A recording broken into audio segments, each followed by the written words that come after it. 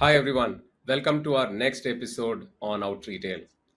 Today we have a powerhouse in data science and causal reasoning with us, Dr. Madhav Kumar, a postdoctoral researcher at MIT. With a PhD and 6 years of industry experience, Madhav specializes in designing and delivering scalable machine learning and causal inference solutions that drive real business impact. His expertise spans data science, deep learning, experiment design, and AI with a focus on operational effectiveness. He has worked extensively in recommendation systems, algorithmic pricing, online marketplaces, and quantitative marketing, areas that are transforming the way brands and retailers make decisions today. Welcome, Madhav, to our podcast. Thank you so much, Ganesh, and thank you also for the lovely introduction, lovely and generous introduction, I must say. I appreciate it.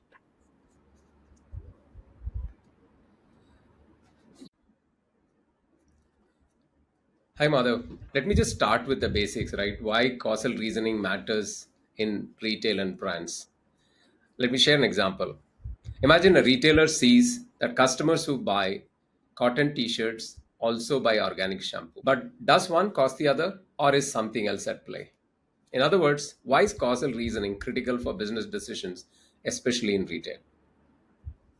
That's a good insight and a good place to start, Ganesh. And what first, what is causal inference and how is it important in making useful decisions? And I think there's one key aspect to keep in mind, and especially in as much of retail is trying to become more have more data-driven decision making. I think causal reasoning is a very special way of thinking. Is the one that I like to also think about problems with, and which is the following, right? So generally, whenever we try to do data-driven decision making, trying to understand why do people who buy sort of silk shampoo or why do people who buy shampoo buy also maybe cotton t-shirts, we try to understand, oh, what are the general traits of these people or what's happening? Were there any sales going on? What are other variables that may be correlated with these purchases? But I think that's very sort of data-driven decision making, and I respect that way of thinking as well. But the causal way of thinking would be what happens if we change X? What happens if we promote the shampoo? Do people buy more t-shirts as well? And I think this kind of switch from having the question stemming from the data versus the question having stem in causal roots, which is what if we did X? I think that's the key difference between, I would say, general data-driven decision making or analytics or data science, what we call, versus causal reasoning. And I think it's particularly important for industries such as retail because one on one side there is this sort of repository of products and inventory that retailers have, all of which have different sort of sales dynamics, and one can influence the other. If one wants to promote a certain set of products, what kind of impact would it have on the other products? Who will buy those products? What changes overall in the retail store? All of these, I think, are causal questions. And the other side of this are the customers of the retail store or the retail brand. What happens if we give people promotions? Do they then just try to become more sensitive and shop around for promotions rather than shopping around for products?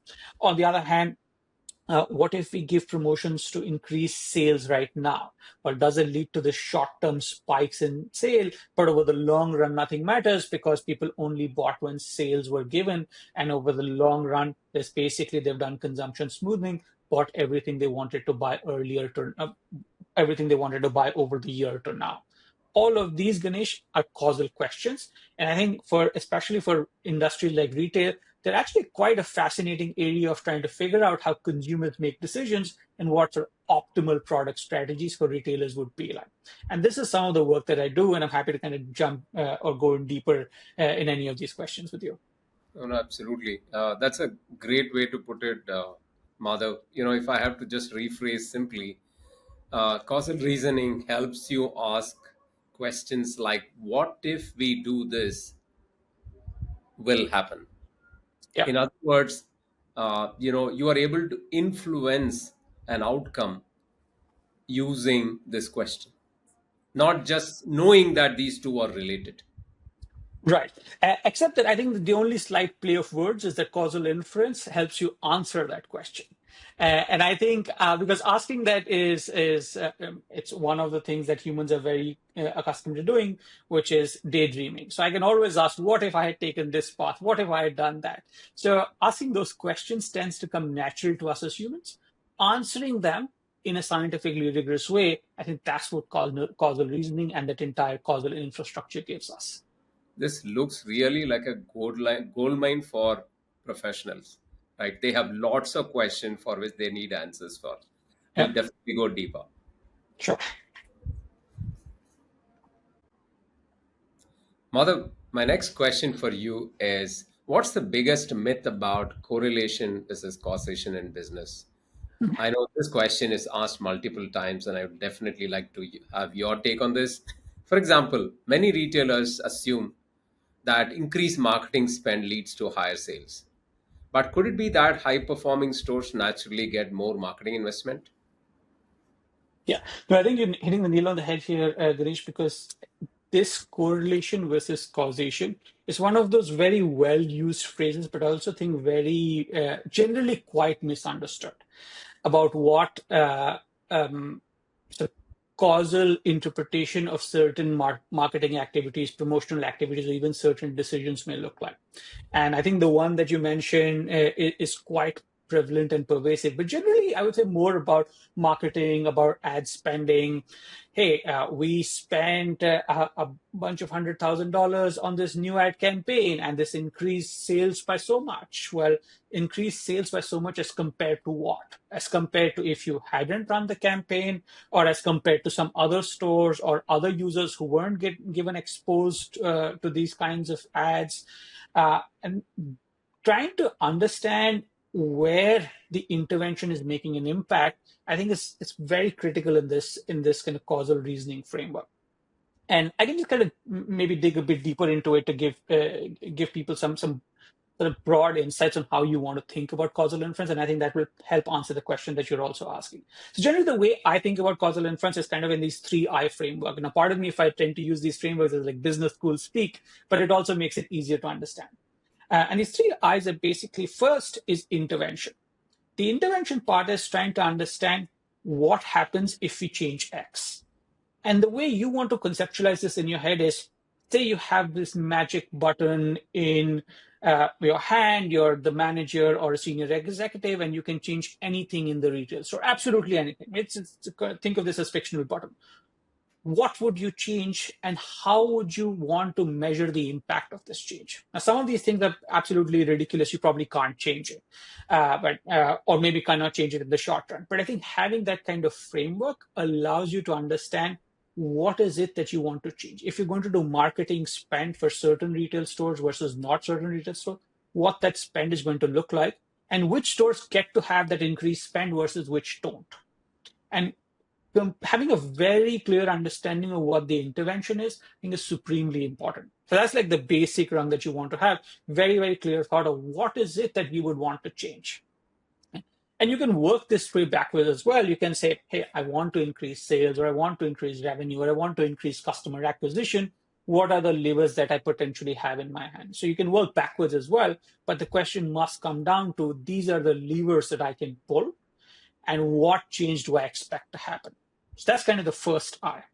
And probably get into the other two, but let me just, for the sake of completion, mention the other two as well. The second one is incrementality, and this is all about measurement.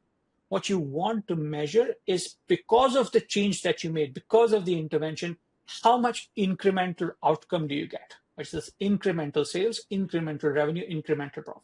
And the incremental word is important here, because what you want to measure is, if we hadn't done this promotion, what sales would have been like. Because of this promotion, what's the additional volume that I get? And that additional part is very important here. If you were going to get these amount of sales anyway, because his shopping season is coming or summer is coming, so people are going to buy cotton t-shirts, then probably putting these things on sale did not have any impact, and were just marketing dollars or marketing rupees were entirely worthless. So you really want to think about what is the intervention that we're making, and conditional on making that intervention, what incremental gains will we have? Third eye, Ganesh, after which maybe we'll pause and we can reflect on some of the other questions.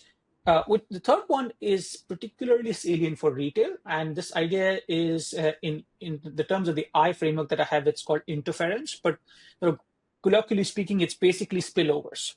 Because I promote certain set of say cotton t-shirts, the impact on cotton shirts happens in an unexpected way. I put t-shirts on sale, people buy more cotton t-shirts, that's great, but it comes at the cost of cannibalizing sales from, say, cotton shirts. So net, I have not made any gain. Now, maybe your objective was to increase the sales of cotton t-shirts, that's absolutely fine, but you want to be able to measure these spillovers across products or across users in a principled way. And in scientific parlance, we call this interference. But it's basically another word for spillovers across products, across users. So kind of just to summarize, want to be very, very clear on what the intervention is, have a good way of measuring incrementality, and we at least want to have conceptually thought about what potential interference or spillovers could be. With that, let me just pause, Ganesh, if there are follow-ups. Wonderful. Madhav, just an add-on Mhm. question, right? If I just understand there is an intervention and then there is an incremental change that you're looking for, and there could be an interference. Can interference be positive and negative? Yeah, it could be. So, I think it's good to think about maybe we can take the concept here fashion. Say you increase promotions for cotton t-shirts, right? Now, products that could potentially be complements to cotton t-shirts, usually sort of lower price products, but could be anyway, say cotton shorts. Or it's the summer is coming, I increase the price of cotton t-shirts, swimwear. Those may be all potential complements during this coming season. So increasing promotions for cotton t-shirts has spillovers, positive spillovers, and it increases sales for other positively correlated demand or potential complements as well. But it could also have negative effects where again in the context of maybe retail for substitutes where you increase cotton t-shirt the promotions for cotton t-shirts the demand for cotton shirts comes down. I can go either way. It's so this is it's slightly tricky here as well. In many cases, Ganesh, you probably want to have maybe some intuition of where you which direction you expect this effect to go. The thing about trying to measure this from solely from data is it's very hard to separate out what the intended effect was and what the spillover was. I mean, you can do it, it requires some sort of technical craft to be able to do that.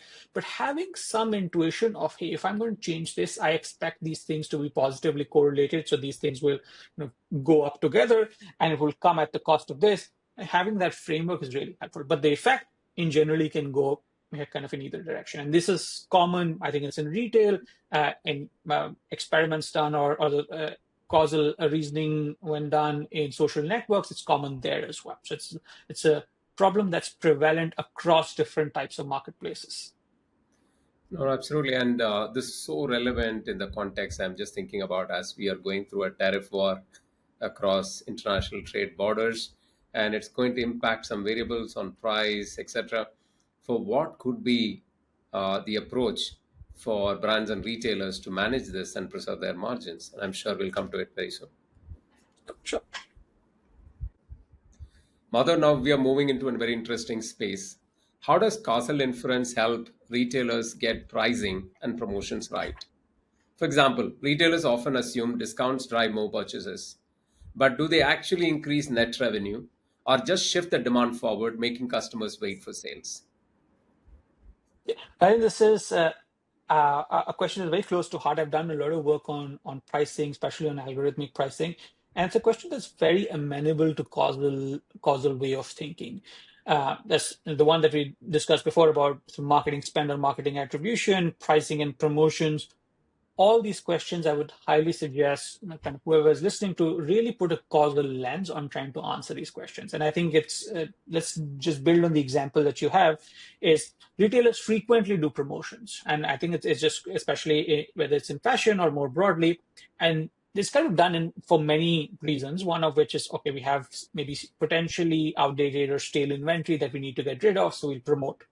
or in general, it's basically to have happier customers, you give them discounts. One of the, I would say, unintended consequences of promotions is that people start getting attuned to them, and then they start waiting for these promotions to happen before they're going to buy. Now, in some ways, this is it's not a bad strategy at all. For some of the price-sensitive consumers, they'll be like, "Hey, let me just wait for it." And for the consumers who are not price-sensitive, they will buy it anytime. So it's kind of a nice way for the retailer to also learn which consumers are price-sensitive and which are not, and maybe give them different kinds of promotions or different kinds of offerings. But in general, like I would say, the broad retailer level impact of what do promotions do is currently, I would also say, has very limited understanding. Because one of the big things that promotions do is exactly that you said, is I provide discount promotions currently. Consumer brings in their purchases from the future to today. So I see the short-term spike in sales, but over the long run, there's no impact. So this is a common problem actually for many experiments, not just for promotions, where you do something in the short run. There's an intervention in the short run, and in the short run, it looks great, but over the long run, either it has no impact, or it maybe even have negative impact where your regular customers now become more price sensitive. And it's helpful to very sort of carefully think about these problems as to if we are giving promotions, how should we measure that impact over what time period? Whether we should sort of dynamically vary the promotion so that consumers don't get accustomed to it, or whether we should have promotions across different categories so that we can allow category expansion in the consumer's basket to happen. For all of these, I think a principled way to solve them, in which we call in experimentation or causal inference land, I think A/B testing is one very good way to think about these problems, where we'll vary who gets a discount and we'll randomly vary who gets a discount and measure the impact over the short run, measure the impact over the long run, both at the user level, at the store level, and at the retailer level. And there's entire infrastructure in causal land built for understanding exactly these kind of problems. They're hard problems, but they definitely have a solution, or at least tend towards an optimal solution in when you think about these causally. No, no, absolutely. It makes a lot of sense. And I just want to bring one more lens to this, right? Mhm. A retailer is not playing alone, for they are a player in a larger market, right? And imagine that you create a digital twin of the market and you have one player experimenting with their pricing and promotions. As you know, Madhav, that at Stylumia we bring the digital twin of the market, not only Mhm. just the what's on the shelf, we have a derived way of bringing what does the consumer demand look like in the market. And Mhm. how do you think information like this could be used by retailers to better understand and get the maximum for their let's say interventions? Right. Yeah, I think that's a nice question, Ganesh. So I'll just expand this idea of digital twin to something that's maybe uh, just more applicable on the retail side, is having a digital footprint for many of these retailers as to what kind of impact it allows, or what kind of influence it allows the retailers to learn for different interventions. But one of the nice things about having digital footprints is that experimentation in digital world is a bit more conducive. You Hmm. can have the infrastructure or tooling built into the software to allow you to sort of vary features of your e-commerce web page, very easily see who gets a discount, who doesn't get a discount at a fraction of a cost as to that would happen in physical retail experimentations. And to do the same experiment of giving promotions in, say, digital world, probably have to send an email. If you're pure play retailer only in physical stores, in the olden days, and retailers still do that, you send people catalogs, which are way more expensive than having digital sort of a digital footprint. So I think it's very conducive to leverage experimentation in the digital world, learn about what drives consumer behavior, what changes in, say, the assortment, which is easier to do online, will have an impact on product purchases, product returns, how changing pricing of promotion, how does that change online behavior. I think it's very useful to learn that in the digital world and then try to implement it in other places with the strong caveat that behavior online and offline is not always one-to-one mapping. There are people behave differently, and when there's substantially lower returns when people go buy in physical stores than when they buy online. So there are some things to keep in mind, but I think there's a lot of learning that can be done in a quick, fast-paced way in the digital world that can then, at least with some caveats, be brought to more broadly to the physical world as well.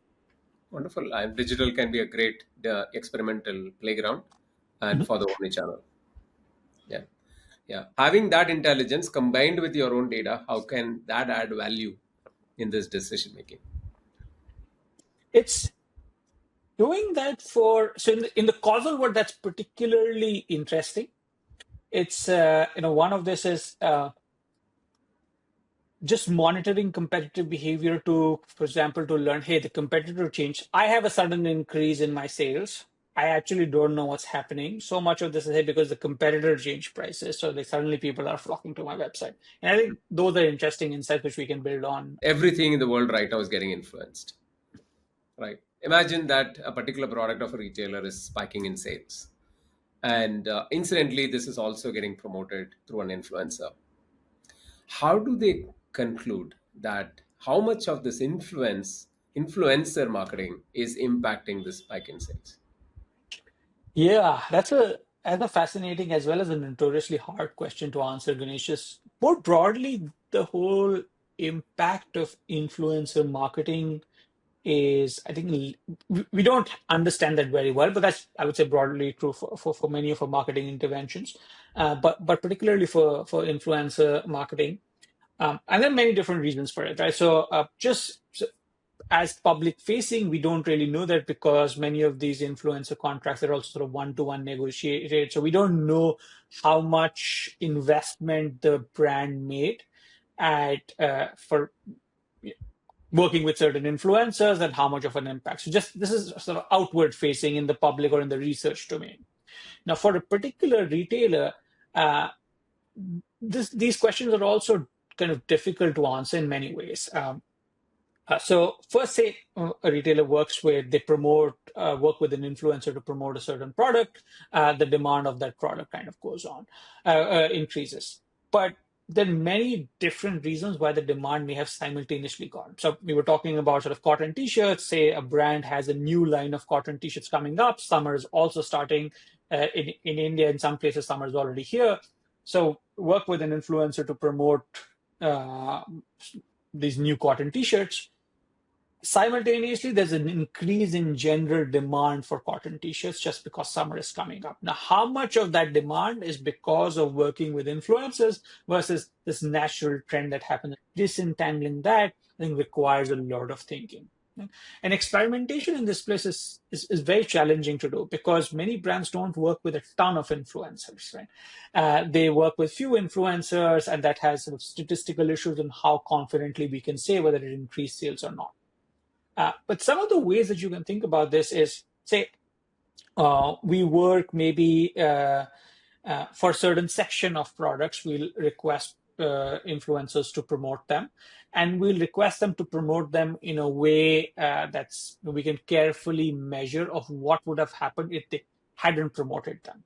So this could be there, instead of maybe having global influencers, you have local influencers who are niche in a certain market. This could be a geographical market, or it could also be just a specific product market. And then, okay, we're going to work with influencers to promote these certain products, but at the same time, we're going to remove the advertisement of these products from all other channels. So the only advertisement that's happening is for influencers during this time period for these certain sets of products. And then we can try to at least get to a better measure of what the increase in sales is.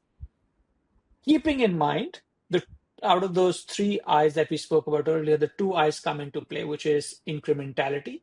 We really want to know how much incremental sales partnering with the influencers given us, and interference. Because certain products are being promoted, it may actually be coming at the cost of cannibalizing demand for other products. So it's not like the demand for other products is stationary, it's Mm. gone down. So it overinflates how much you do or how much the impact of working with influencers here is. But even with this kind of thinking, Ganesh, it's actually still pretty hard to causally pin down the impact because we usually don't know who all got to observe the influencer. We have a broad statistic of the number of views or maybe the number of likes. We may have given the influencer a particular code that the viewers can use to get a specific discount. But irrespective of that, there's still measurement issues that we need to deal with.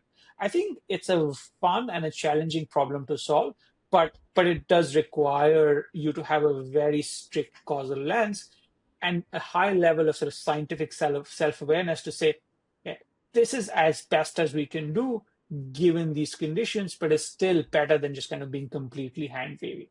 I know this is a little more technical than some of the things that we discussed before, but it is, I would say, a particularly hard and important problem given just the participation of retailers with many influencers, which I mean is great for the influencer economy, but for decision making, we need sort of more precise estimates of what kind of impact it's having on our sales or on bottom line. Absolutely. Therefore, what makes sense is because the amount of investment in particularly in this area is increasing. It's important for brands and retailers to do some controlled experiments and ensure that they are spending the money in the right place.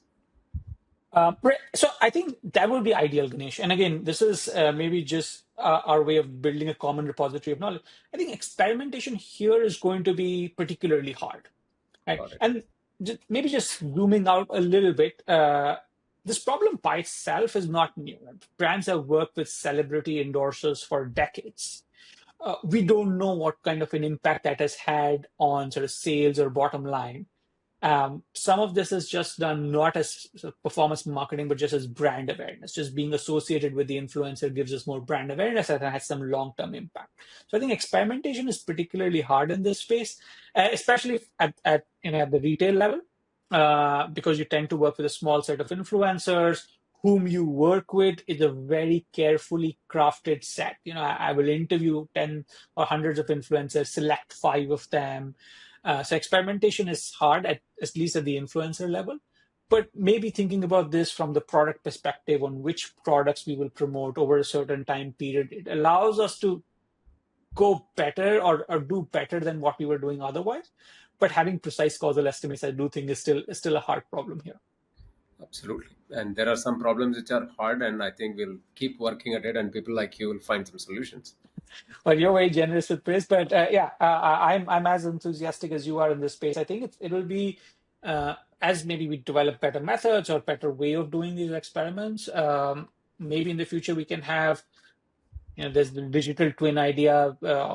People are only buying maybe somewhere in the metaverse certain sets of products where we can very sort of carefully control who gets exposed. Maybe we can get closer to this answer. Looking forward. Like any other space, AI is playing a role in every advancement. So what do you think is the role of AI in advanced causal methods? Yeah, I mean, I agree with you, Ganesh. AI is just casting this wide net and impacting so many different ways in which we both do science as well as the way we understand the world. Now, I'm going to speculate here. It's informed speculation, but it's still speculation. We exactly don't know the kind of changes that will happen.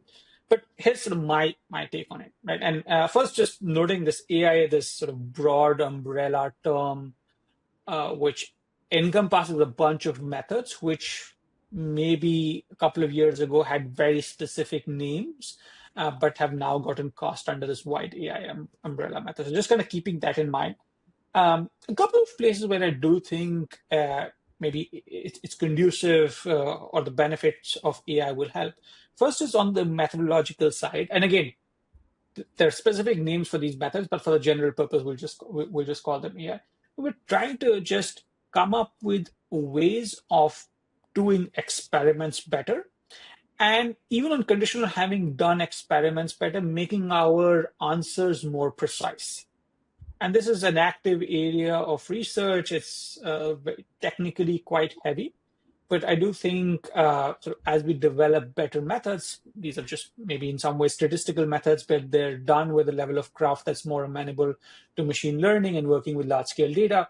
I think there's been some of those benefits would accrue to us having better precision over the kind of causal answers we like to make. Right? And again, it's happening over time. It's been happening over the past decade, and I continue to see that happening. To me, the more exciting part about the role of AI in causal inference is actually just before you run the experiments or just before you design your intervention, which is actually on the stage of what kind of intervention should you design to begin with. And I find AI to be a very helpful tool in trying to map out the space of potential ideas and trying to see where we may get the best leverage to try to run experiments or try to figure out what's driving this behavior, that behavior. And I find that part, this whole sort of pre-experiment stage of trying to learn more about different kinds of ideas, craft hypotheses of what may be driving consumer behavior, what would be better for the firm to do, was it A, B, C, or D, and just sort of thinking about that, whether it be through large language models or maybe just through kind of other simulated environments. I think that is where the impact of AI, at least in the immediate term, would be quite apparent. And the other sort of third part is, which again is an active area of research, and I find that quite fascinating, where many, specifically this is about language models, where many of these language models, people are trying to see whether they can work as these pseudo consumers or pseudo rational agents, where we can try to get a sense of what consumer behavior may look like under condition A and condition B. And what this does is it gives us a sense of, hey, this is my potential space of ideas that I can work with. Let me try some of these out with these simulated agents and see what happens. And that gives me a better sense of where I would invest my sort of other resources on. And I think that, again, is a fantastic area where AI will help advance causal inference, but in a way, not just making the method better, but making the approach to the experiment better. And I'm quite fascinated about this part two and part three of the role of AI in making us do better experiments. That sounds exciting. In other words, you could simulate the experiments before even you experiment. At least Yes, yes, give you a sense of where to invest. exactly, exactly. And one way which is maybe closer to us, say in the fashion domain, right? Initially, if you wanted to think about different kinds of clothing designs, it's a lot of intensive effort to come up with cool designs. But now you at least have some tooling or some infrastructure to explore the potential space of designs. You're coming up with, again, let's use the cotton t-shirt example we've been discussing for the summer collection for that. Well, I want different kinds of prints on these cotton t-shirts. Let me see what's trending right now. But trying each of these approaches, it's fairly labor intensive. It takes a lot of effort. There's, I would say, long pipeline of designs to test. But having visual models can at least allow you to prototype these at scale and filter out the ones that you're saying will be utter nonsense. Though in true experimentation sort of thinking or in the way of that mindset, experimentation mindset, you'd want to test these as well, but there are physical constraints on how much you can test.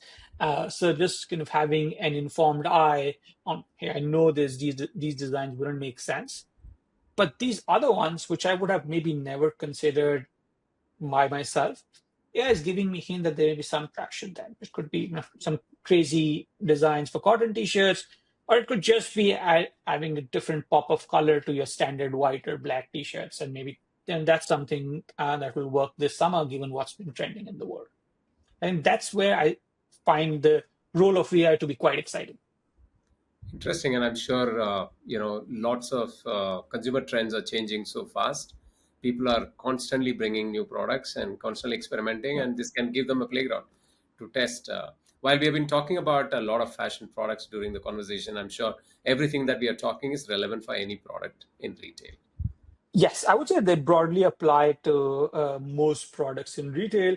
Um, always with some caveats. I know this is very academic speak. I apologize for that, but just as while giving any kind of advice, it's just good to mention. Fashion is a particular type of product, long shelf life, and this the inventory is designed in a specific way.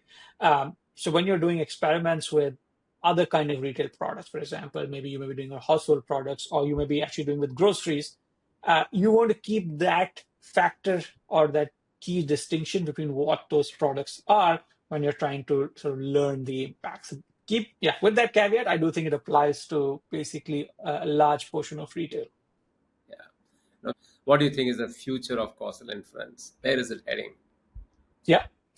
I think I've been working in this space for a while now, and I'm quite excited that generally we are becoming more and more aware of the impact of causal inference and the kind of benefits it can have to actually aid data-driven decision making. So just to kind of give, so we've been, this word of analytics, data science has been booming for the past 15 years or so. Data-driven decision making, it makes all the big headlines, usually all white papers, but it's essentially, and I would say traditionally, it's kind of been, hey, let me look at a bunch of graphs and then based on those graphs still make a decision uh, in a way that kind of is not amenable to actually verifying the impact of that decision. Now, people have great intuition who've been working in industries, hats off to them, and I think many times they do make wise decisions based on historical data. But what causal inference does, and which I think is what I would encourage everyone to do, and which is the part that I'm sort of excited about, almost all decisions should be scientifically tested if it's possible to test them. Building experimentation infrastructure or tooling, especially if you're a digital first company, isn't that difficult. There are actually many plug and play solutions now.